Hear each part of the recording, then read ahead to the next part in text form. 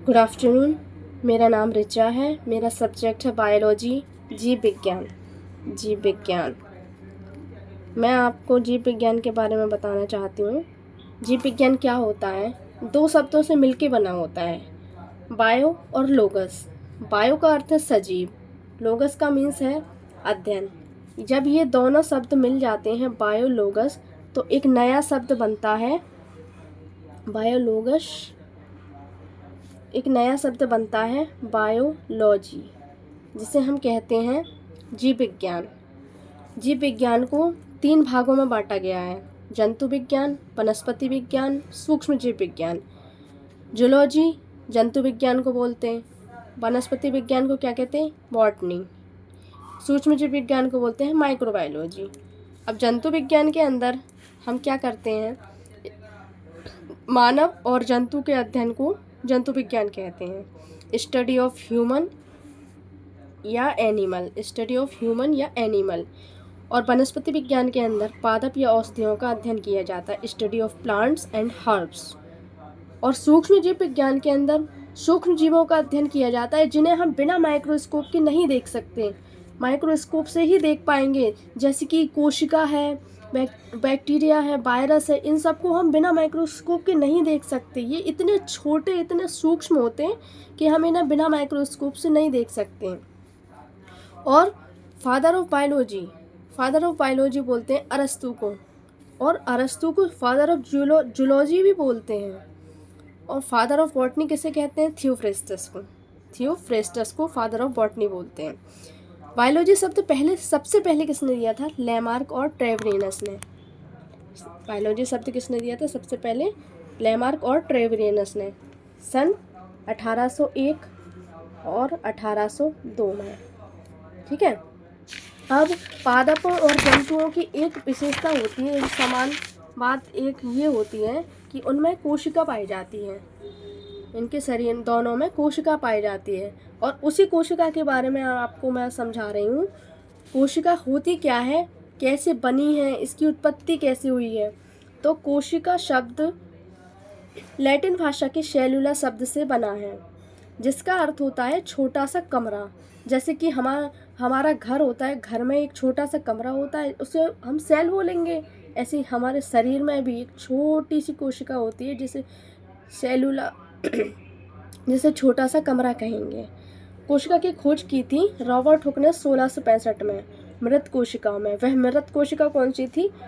Cork कोशिका। कौन सी थी? कॉर्क कोशिका। और रॉबर्ट हुक ने तो मृत कोशिकाओं में करी। फिर उसके बाद एंटोनी वन ल्यूवेनहोक ने पता लगाया कि जीवित कोशिकाओं में भी कोशिका होती है, जीवित कोशिकाओं में भी कोशिका होती है। उन्होंने एक समुद्री जल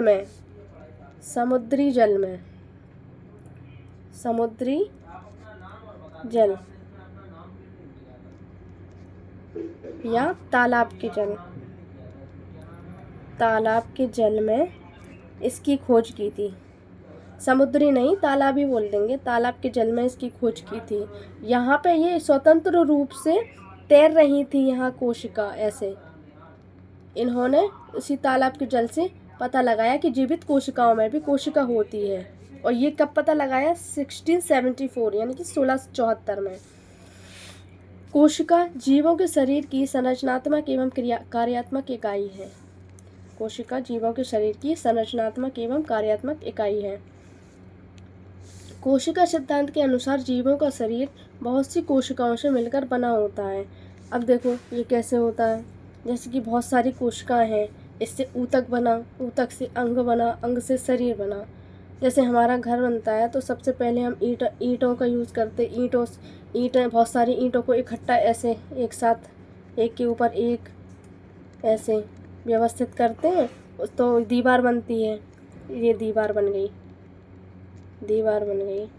और उसके बाद दीवार से बहुत सारी दीवारों से एक कमरा बन गया। ये बन गया कमरा बना। ऐसे ऐसे बहुत सारे कमरे बना के एक घर बन जाता है। इसी प्रकार ये छोटी छोटी कोशिकाएं हैं।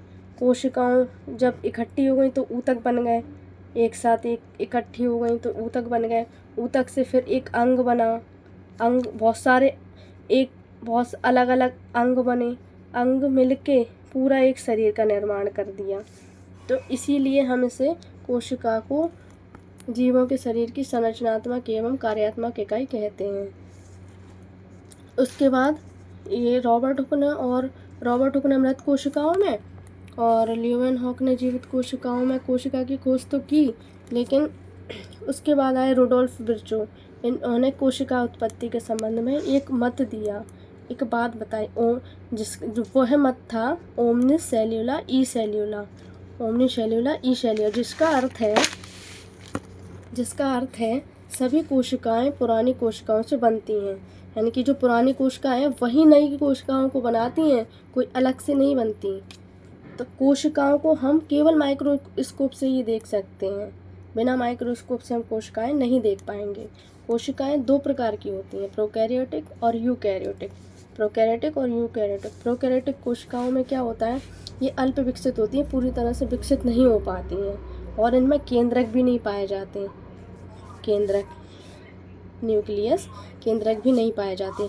और इनका जो आनुवंशिक पदार्थ होता है, यानी कि DNA, न्यूक्लियोइड्स वगैरह, ये ऐसे बिखरे हुए रहते हैं कोशिका के अंदर।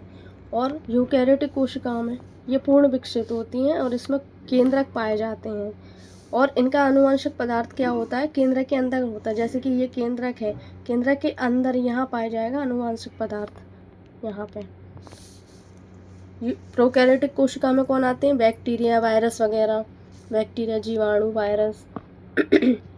और यूकैरियोटिक में होते हैं मनुष्य, पादप, ये सब आते हैं।